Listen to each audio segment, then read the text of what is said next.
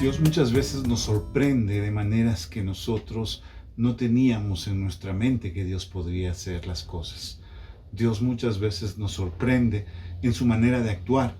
Dios nos sorprende muchas veces en los momentos en que calla.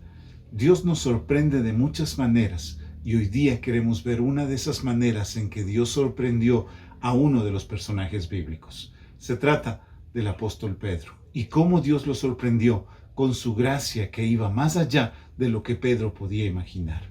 El texto que queremos leer está en Hechos capítulo 10, versos 1 en adelante.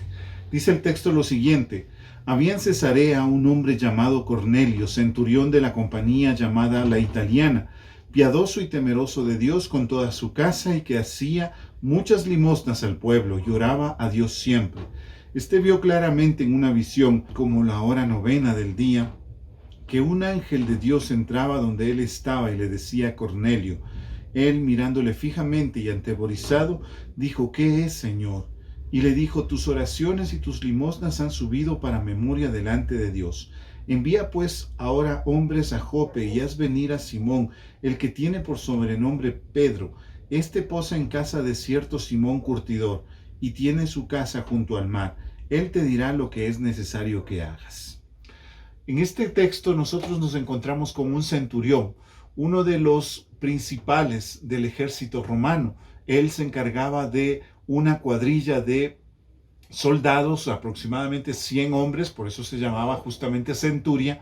Y pues estos centuriones lo que hacían era generalmente oprimir al pueblo judío. Sin embargo, no todos eran malos. Había algunos, como este que se menciona acá, Cornelio, que era bueno.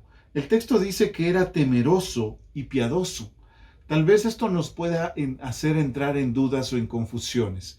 Algunas veces nosotros lo tomamos literal y decimos: era una persona temerosa de Dios, era una persona piadosa, y eso es lo que quiere decir el texto. Sin embargo, profundizando y estudiando en la historia, nosotros llegamos a darnos cuenta de que este término, una persona piadosa y temerosa de Dios, era un término técnico que usaban los judíos para referirse a aquellos que no eran judíos, pero que encontraban cierto atractivo en la fe judía. No se circuncidaban, pero les gustaba asistir a las sinagogas y escuchar la Torá. Eso es lo que significaba una persona temerosa y piadosa. Ahora pues, Cornelio entraría dentro de esta categoría. Él, por lo visto, asistía a las reuniones de la sinagoga, escuchaba la Torá predicada por los rabinos y estaba siempre buscando un poco más de Dios. Sin embargo, los rabinos le habían dicho, eso es evidente por la misma forma que tenían los rabinos de actuar, ellos seguramente le dijeron que él no podía llegar más allá mientras no se circuncidase. Y tal vez por el temor, por tal vez muchos compromisos o cosas por el estilo, él nunca se atrevió a circuncidarse. Eran muy pocos los no judíos que se animaban a hacerse la circuncisión. Muchos preferían simplemente ser simpatizantes de la fe judía. Así pues, Cornelio se mantenía como un simpatizante, pensando que tal vez las migajas de lo que Dios podía hacer llegarían hasta él. Lo que Dios hacía con el pueblo judío era lo más importante, pero a él algo le habría de llegar de lo que Dios quería hacer. Y ahí nosotros encontramos una de las sorpresas, cómo Dios sorprende a este hombre, a este soldado, al escuchar sus oraciones y tomar en cuenta la manera como él actuaba. Así pues, muchas veces a nosotros también Dios nos puede sorprender, cuando menos lo esperamos. Pensando nosotros que tal vez Dios no se fijará en nosotros, es cuando Dios se acerca y escucha nuestras oraciones y nos dice: tus oraciones han llegado delante de mí y tus ofrendas han llegado también delante de mí. Las ofrendas y las oraciones de Cornelio llegaron hasta el corazón de Dios y Dios estuvo pendiente de este hombre, a pesar de que no era ni judío ni que se había circuncidado. Y ahora pues venía el gran desafío. ¿Significaba esto que él podía ser cristiano? Para nosotros, 2000 años más tarde, esto parece muy obvio, pero en ese tiempo no era tan obvio. los que estaban empezando a predicar de Cristo empezaban a darse cuenta de que el evangelio podía ser y debía ser llevado a las naciones. Pero la pregunta que se hacían y para la cual todavía no tenían una respuesta clara era: ¿estas personas que reciban el evangelio de Cristo deben hacerse primero judíos para entonces comenzar a seguir a Cristo? Esa era la pregunta que se hacían muchos de ellos. Y en este caso, Dios mismo se encarga, por medio de una revelación, de mostrarle a Pedro que no es así, que Dios en su gracia recibe a todos los que tienen fe, que no es tanto las expresiones exteriores las que hablan de nuestra realidad interna. Digámoslo de otra manera, no son las costumbres, no son los ritos, no son las expresiones de fe que nosotros podemos decir al mundo las que realmente hablan de nuestra relación con Dios. Eso era lo que representaba la circuncisión, una expresión externa de un compromiso con Dios. Pero lo que realmente habla de nuestra relación con Dios es cómo estamos en nuestro corazón. Y ahí solamente Dios puede darse cuenta cómo estamos nosotros y cuál es nuestra condición espiritual.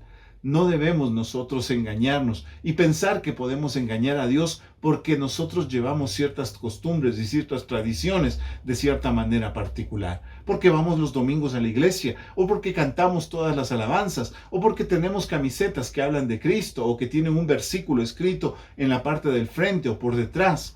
No somos mejores cristianos o no somos las personas que Dios admira solamente por el hecho de que expresamos una cierta espiritualidad de labios para afuera. No significa el hecho de que nos hayamos bautizado que seamos mejores cristianos. Lo que realmente manifiesta un cambio en nosotros es cuando se ha transformado nuestro corazón. Y ahí solo Dios puede llegar. Él es el que se acerca y mira cómo está nuestro corazón. Él se acercó a Cornelio, que sí tenía oraciones y sí había dado ofrendas, había dado limosnas, lo cual era pues una expresión externa. Pero Dios se acercó y vio que en su corazón había un anhelo de Dios. Y por eso Dios se acercó hasta él. Asimismo, a nosotros Dios se puede acercar y puede examinar cómo está nuestro corazón. La pregunta es: ¿qué es lo que Dios va a encontrar? ¿Va a encontrar sed de Él?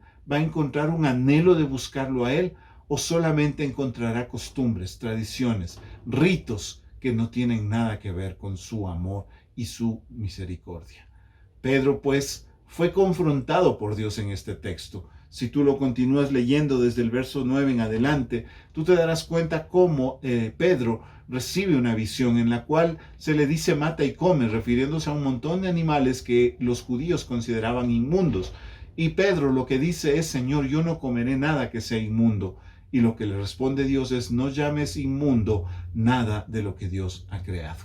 Esto pues es una referencia a lo que va a suceder al siguiente día. Porque así como habían animales impuros para los judíos, también había personas impuras para los judíos. Los alimentos impuros no se los comía y las personas impuras debían mantener su distancia.